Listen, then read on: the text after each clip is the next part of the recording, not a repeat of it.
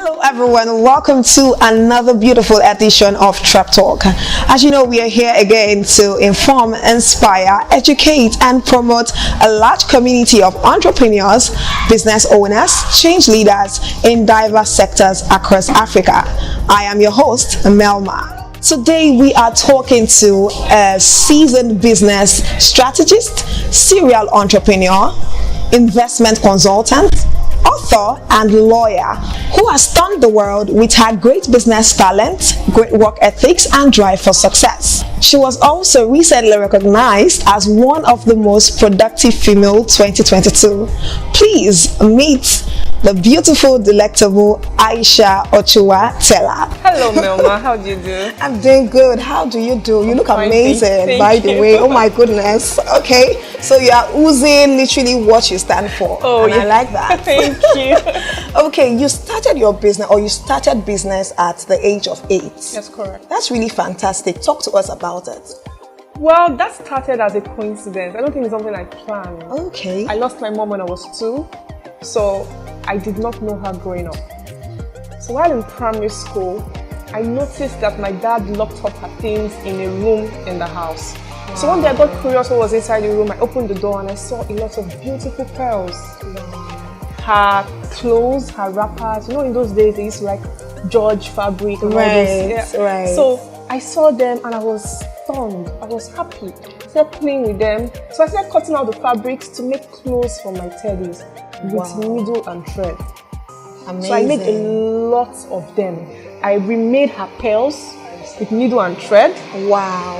I bought hooks. My elder brother helped me with all the purchase. I bought hooks.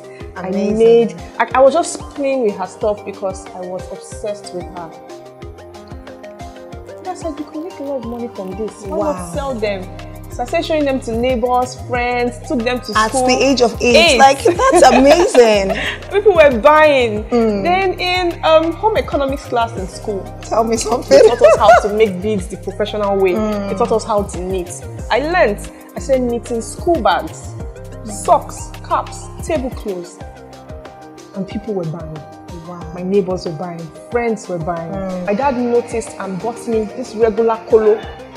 The one made with wood. Okay. And by the time I opened it after 2 months, I noticed I had saved over 10,000 naira. Wow. Yes. So I made my first 10,000 at the age of 8. That's amazing. Like, I feel like this is an inspiration out there for young people. At the age, I don't know what I was doing at age 8, but it's really inspirational to hear that, you know, there's somebody who was entrepreneurial already, like enterprising in her thinking, and was able to, make something out for herself. So was that where you started, or was that just a phase of your life? That was a phase of my life. That was not where I started. Okay. Because I can tell you from there, I went to boarding school. I forgot totally about business. Are there any crucial events that occurred during your startup journey that motivated you to start your own jewelry line? Yes, of course, Melmarh. If I think back and if I'm to, analyze my business story, I actually started my business with 150 naira. Amazing. Yes.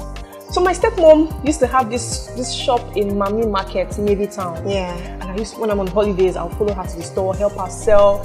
So I followed her to her supplier's place one day and I saw a beautiful pair of earrings. Pearl earrings, which cost just 150 naira. So I had the money in my pocket and I just bought it and put it on immediately. So when I got back that same day, my dad asked me to get him a charge card from the pharmacy and paracetamol. Okay. So I went there and there was this elderly woman. I said, oh, I love your earrings. I have a necklace that looks just like it. And I said, oh, it's for sale. Wow. It's for sale. My goodness. And she was like, oh, you have it. I said, yes. How many do you want, ma? She said, okay. Can I have 2 pairs? I'll give one to my daughter. Like, okay. I can bring them to you in 30 minutes. So I took a bike. She asked me how much it was and I said 1,500.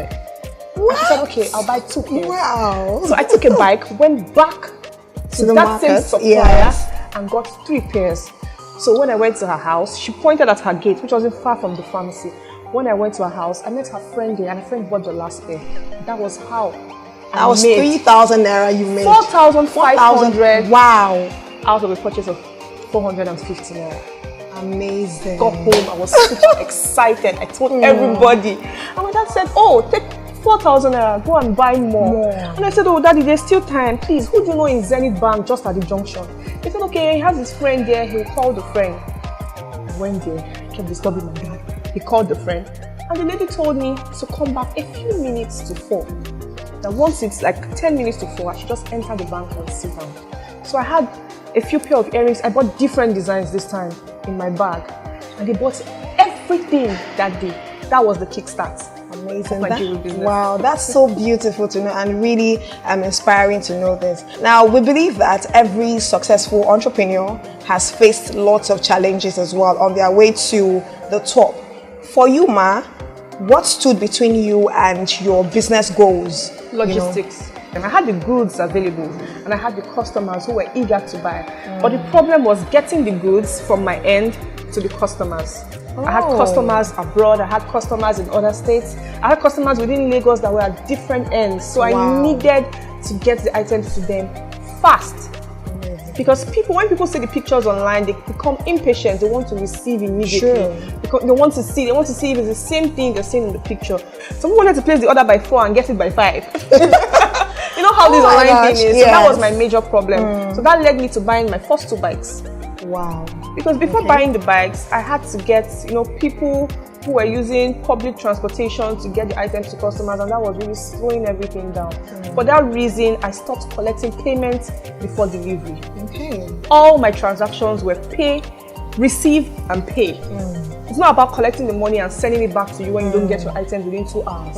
Receive the item, pay. Understand that your money is with you, and you're just expecting the delivery. Once you see it, you inspect the goods, you like the quality, you get a timely delivery, then you can pay. And kind of builds trust, Yes, of course, that built a lot of trust in my customers. That's beautiful, amazing. So I was going to ask you this question, a lot of times when we are online, we see this whole what I ordered versus what I got. Was that anything for you? That was the reason why I preferred payments on delivery. I did not want any story of, this was what you posted and this is what I'm receiving.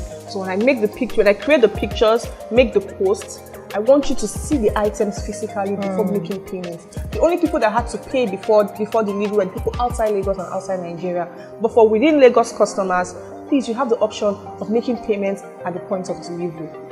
Beautiful. So can you describe to us your business success right now, major accomplishments, and what's your future plans? Well, it's with big. gratitude to God, I can tell you that we have gotten to a point where the Aisha Ochoa brand has been recognized both nationally and internationally. Amazing. We have customers all over the world. I have people in other continents contacting my brand to purchase my items in wholesale. We have over 400 wholesalers. I'm telling you. Wow. We have over 400 wholesalers in all the wholesale groups. I mean, that's something. That's amazing. Are you able to, talking about customer retention for a bit, so how are you able to retain your customers? How are you able to give them that long-lasting satisfaction that comes off your business? Well, God has blessed me with an amazing team. I have this amazing group of people that make life easy for me. Wow. They treat my business as though it's theirs, and they derive pleasure from making my customers happy. And I tell them every time, a returning customer buys 33% more than a first-time customer. Sure. They have that in mind every time they are attending to a customer, and they make sure the customer feels like royalty. This builds trust. This creates referrals. Right. Word of mouth. Word of mouth is powerful. An experience can either make or mar your business. Sure. A satisfied customer brings 20 new customers to you. But an unsatisfied customer, oh my goodness, will take it upon herself and himself to bring down your empire. Right. Amazing. So you don't want to be at the other end. Yeah. And I can tell that, relating with you, I can tell why your team members want to bring out their best. They participate more than I do. Wow. Sometimes when I want to make certain decisions, I have to run it by them. Because I understand that it's not just my business. Without them, we wouldn't attain the speed we've gotten. Wow. So I make them understand that they are part of an amazing team and they must make it work. Teamwork is our major strength. Amazing. Yes. Did you get to a point where you felt like you want to give up on this? Give up on what? This is my baby. Wow. As far as I'm concerned, I haven't done anything. We haven't started yet. This is like 2% of what we have in mind. Wow. Beautiful. 2%. Because I mean, sometimes interacting with entrepreneurs, they'll let you know that okay, there were times where they wanted to like give up on their dreams, the challenges and all that. But for you, I can see that it's not just about business. You were passionate about this, and you really like went all into it. So well, from the onset, I understood the fact that conducting business in Nigeria, I'm being particular about Nigeria, you have to be strong. It's not a bed of roses. Right. A lot of factors will frustrate you. Customers will frustrate you. I mean, people are angry. They are all out to They are frustrate you. the sun alone is making them angry. Especially if you're in Lagos. Yes, so you need to understand that you're dealing with angry people. Wow. So you need to be calm. Two angry people cannot communicate well. So at every point, you need to understand that you're the patient one. And the person you're talking to doesn't know better. At every point, you need to understand that you are the patient one. That's a word out there for an entrepreneur listening right now. And it's really beautiful and inspiring to have this conversation with such a beautiful lady who is really doing well for herself. Now, I want to ask you this question. Based on your resolution or experience, what's the lesson that you think is the most important for a startup journey? Well, I always say it. I tell people, the time you make your first million, you should understand that 1 million is equals to 1,000 naira. Money vanishes. My accountant will tell you that money doesn't stay in my business account. At the end of every business day, I transfer the money from my business account to an account I don't have access to. So I start each day broke. Broke and hungry. Start each day broke. Wow. Broke and hungry. I start each day with the mindset that if an expense comes up, I don't have money to attend to it. So I need to make money fast. So there's this constant pressure on myself and my team. We don't have money. We need to pay for logistics. We don't have money. We need to make money. So there's this constant pressure to advertise, to sell, to get new customers, to check up on our wholesalers. Who is subscribing to our wholesale platform today? Who is buying our jewelry today? Who have you talked to about our brand? We don't have money. There's no money. Can you imagine? There's no money. Okay. There's nothing. Oh my gosh. That will help in customer relations, because if you feel like you have so much money in your account, or you're relaxed. When a customer says, "Can you refund me?" You're like, "How much is the money? 5,000? Are you kidding me? Refund her, please." But by the time you do not have that 5,000 in your account, or you have just, let's say, 100,000 and you're expecting a logistics bill from, let's say, DHL of 150,000, you know you cannot deduct 5,000 from that 100,000. So you have to calm that customer down. You want to try everything sorry, possible. Please, how can I help? Okay, what can I do to rectify this situation? You guys delivered late. You delivered a bad, and you say, okay, how can I resolve this? Please, you don't have to get angry. Please, can you relax? I will sort it out. We're on it. You know? You will find a way to calm that customer down. And by doing so, you're helping your brand as well. You're retaining the customer.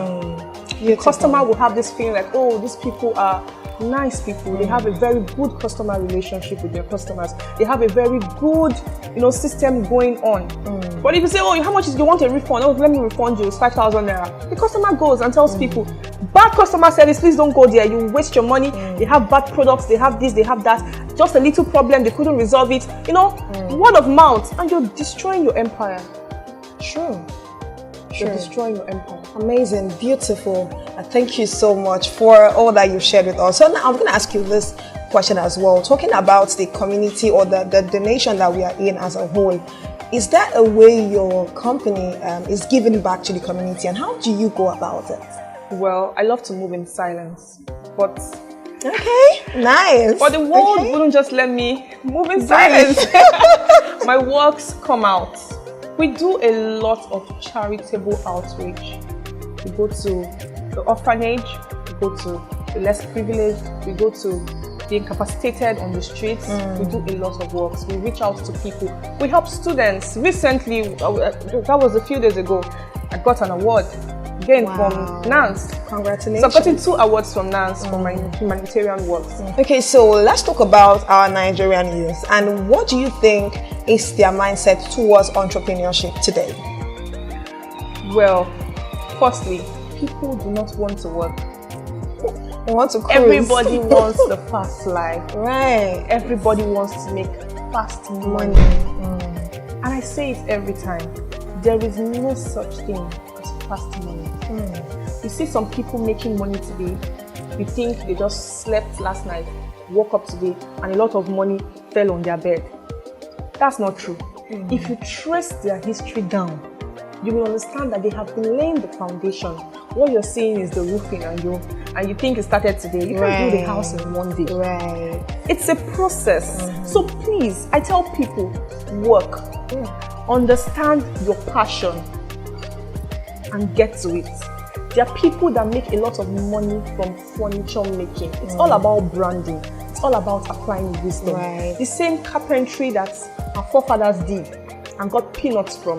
There are people doing it right now and making millions. Right. Millions. Secondly, people think business conduction right now is all about opening a page on Instagram and posting items. It goes way beyond that. It goes way beyond that. Instagram should be a branch, just a part of your business. Because if you make Instagram the beginning and end of your business, if Instagram goes to You ended it already. If your my Instagram page was disabled recently at 80.4 thousand followers. Yes, we had to start from the beginning, and we have gotten to 15.8 thousand followers now in less than a month. Now, some people would have given up. Instagram ought to be a branch of your business, not the whole business. So starting a business is not just about waking up one day, buying a phone, setting up a page. You're a trader. You're not an entrepreneur. They're two different things. Okay, you're so just there's a a trader. difference. There's no difference between you and the market seller on the streets. You're just a regular trader. Some people have not even registered their business. Some people do not have an identity. Just think of one business, Cynthia's Business Hub. Post the name on Instagram and they think they're not doing anything. When people are getting recognitions, you won't even be considered because your business doesn't have. What are your tax abilities? What are your tax obligations? What regulations are you following? What regulations govern your business? What registrations have you done? If you're asked to identify yourself, you're asked to bring out your records. Do you have records? Do you have records of the first sale? Can you account for your business transactions for the past 1 month? Some don't even understand bookkeeping. Nothing. As little as that. Nothing. So it goes way beyond that. It goes way beyond the title of CEO. Some do not even know the full meaning of CEO. For you to be a chief executive officer, there must be other officers. Right. So you're a petty trader. You need to relax. Get to your books. Make a proper draft. Conduct a proper planning system that will work. Look for a way to make your business a going concern. Something you can pass down to your children. Something that has a legacy. Something you can create great finances from. Not just about posting. You're just a petty trader. Wow. You need to relax. Forget about the refined office and just putting flowers on the wall. And get to the books. Get to work, actually. Get to work. And you know, I like what you just mentioned, talking about passing down legacy, which is very important, beautiful. And so, yeah, we are almost wrapping up, but I'll ask you just 2-3 questions, and then we'll call it a wrap on this edition of the Treptalk show. Okay, so away from business right now, tell us some fun facts about you. Okay. She's ready. She's actually ready. My name is Aisha Ochoa, also known as Ochu Baby. Ochubeke. Ochubeke. Ochuba Pimpirimpe. The slayer's queen. Ochuba Shine Shine. I love shiny clothes, you know. So my friends call me Ochuba Shine Shine because I love shiny clothes. Okay. And I have 2 children. I'm married. Amazing. Very handsome man. Oh my God. And I have 2 beautiful daughters. God, when? Yes. Okay, so aside that, what do you do for fun? Business. Really? Yeah. Everyone that knows me knows this. I'm always working. That's what I do for fun. Okay. That's how I relax. So nothing adventurous. I love to cook. Oh wow. I rather not cook, but when I cook, I cook. When I cook, I cook. You should have a taste of that food. Oh, I cook. You need to have a taste of my egusi. Legendary. Specific. My ogbono. Specific. Mad. Wow. Every food is a hit. Back to back. Back to back. Nothing flawed. Nothing broken. That's it. And whilst you're talking now, how do you balance work and family life? Well, I don't know how I do that. I just find myself doing it. Yeah. You need to understand that work is just a part of your life. There's family. Does it put a pressure on you sometimes, knowing that you have to meet up at work, you have to meet up at home? Well, maybe because I work for myself. Okay. So there's no much pressure. I can decide to work from home. Okay. I can decide to work from home for a week. I just be with my family. Okay. Yeah. The reason why I ask this question is because I know I don't know what's happening to our ladies, nowadays. They just believe that it has to be career, and forget it. I can't do anything for no man and all that stuff. But look at you. You're beautiful, you're successful, you have a man, and you're bold to talk about it. So yes, really, I want you to talk to those quote and unquote, slay queens that don't want to, have that home part of their lives, and how to balance out, really. You just have to do it. You just have to find a way. Family is important. Money is not everything. Right. Family is more important than money because you're dealing with human beings. Money can vanish, or you can make a bad business decision and the money will go. That's true. But you make more money. But if you lose your family, it take you time to put another one together. So you need to be careful. Money is not everything. Money is not everything. Money will come and go. Like my dad would say, money is a spirit. You can wake up tomorrow and you don't have all that money anymore. You can wake up tomorrow and make even more money than you had before. But family, you make one mistake with your children and that will be it. It may make or mar their future. You take the wrong step with your partner and you may make a decision that you cannot reverse. So you need to be careful when dealing with family. Amazing. That's really a beautiful word out there to our dear viewers. So I know that somebody might be watching right now and is really inspired by your story. So before we let you go today, I would ask you this question: if you had one piece of advice and strategy, to someone viewing us right now, and they are interested in starting out in this jewelry line, what would that be? As a business strategist, I have had an opportunity to talk to different types of people. And there's one thing everyone has in common: pressure. People are putting unnecessary pressure on themselves. Everybody needs to relax and understand that they will be fine eventually. Make good plans. Make good, sustainable plans. Rome was not built in a day. And you need to understand that everyone will work at their own pace. The fact that this person is doing it now and doing it fast doesn't mean that you wouldn't do it and get it right. You need to relax. You need to go to your drawing board and make your own plans. Forget about your neighbor. Forget if your neighbor has bought a Benz or your neighbor has bought a house. You don't know how the person got the money. Do you want to do the things your neighbor has done? This is the pressure that is making girls go into prostitution. This is the pressure that is making boys go into fraud. This is the pressure that is making people kill their friends, kill their family members because they want to get fast money. Relax. Relax. Plan. Apply wisdom. You will be fine. Don't put unnecessary pressure on yourself. You will be fine. Pray. Work smart, not hard. Not hard. Work smart. Apply wisdom. Understand the concept of branding, packaging. A petty trader can become a serial entrepreneur. That's true. With the right application of wisdom. Understand that you have the strength. Be resilient. Apply wisdom. Wisdom. And forget about fear. Fear is your greatest enemy. Fear has hindered great men. Because of fear, people have not entered into the manifestation of their greatness. This is my mantra. I say it all the time. Starting a business is like learning to drive a car. The thought of it will terrify you. How will I face trailers on the road? How will I face policemen? How will I manage my car? Well, you need to know that you have to start. The minute you start, you realize that it is not rocket science. The people doing business did not fall from heaven. What made them start? Forgetting about fear. By the time you start your first driving lesson, you understand that it's not so bad. The second one, the third one, and you wake up one day and you pick up your keys, you just want to go to Ikoyi, you want to go to Lekki, you become a professional. That's how business conduction is. You just sit down and draft an idea, you bring it to life. But if you don't start, you wouldn't know. Forget about fear and get to it. You'll be fine. Amazing. Beautiful. That's such a beautiful way to end this episode on the Treptalk. Thank you so much, Aisha Ochuwatela, for being a part of this conversation. And something you said that I must reiterate to our viewers out there. She said, because of fear, people haven't entered into the manifestation of their greatness. So this is a charge for you to go all out and be all that you can be. Once more, thank you so much for being a part of this. Thank you, Mel. Yes. I had fun. Oh, I did too. We did. Thank you so much.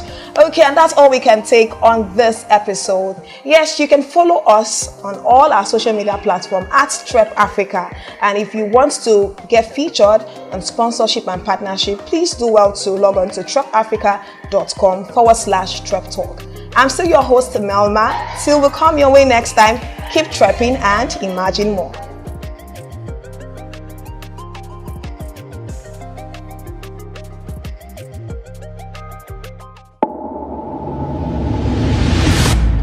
Trep Africa. Imagine more.